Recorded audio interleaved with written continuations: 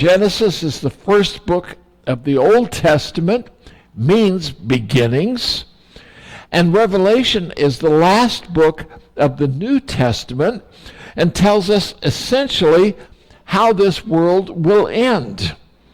But there are some interesting comparisons and contrasts between these two books. We find in Genesis there is the creation of heaven and earth. But in the book of Revelation, there is a new heaven and a new earth.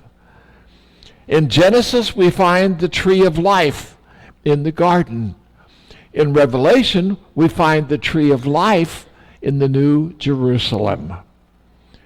In Genesis, we find that there is a river, but there is also a river in the New Jerusalem. We find in Genesis the first marriage, Adam and Eve. And in the book of Revelation, the last Adam is married to the church.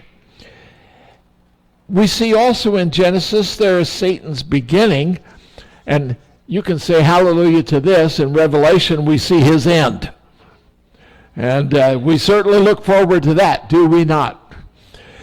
We find in Genesis that death began, but in Revelation, death ends. That's another hallelujah.